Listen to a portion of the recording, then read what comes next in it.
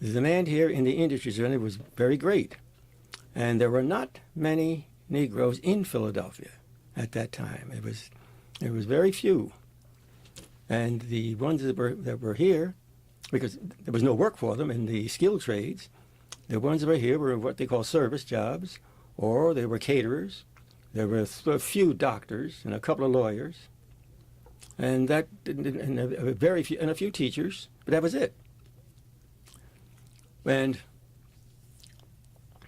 the Armstrong Association was set up, which along with John Emlin and the Cadburys, the Joneses, the Quaker group, put this thing into business. And my father, who had given them the idea, they decided to call it the Armstrong Association, named for Colonel Armstrong, who organized and put together Hampton.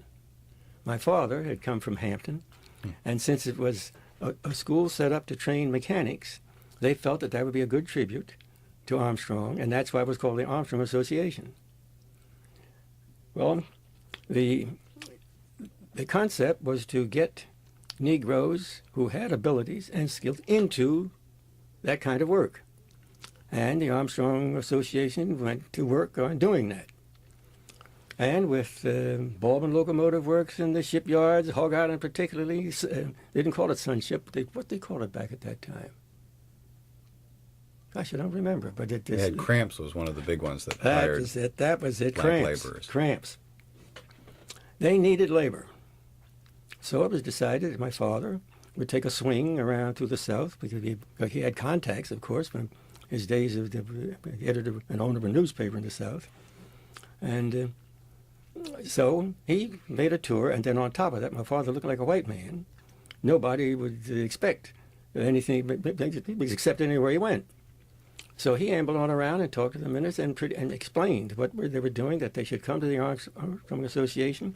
They would, the Quakers owning so much housing, there would be a place for them to live, work, and so forth. And little by little, the word spread. And when one comes up and gets a job, zip, the word goes back down south, and here comes more of the family. Well, it was a word-of-mouth thing that spread around like that. There were jobs that could be obtained up here, which were far better than what was going on down there. And that's how the thing got started.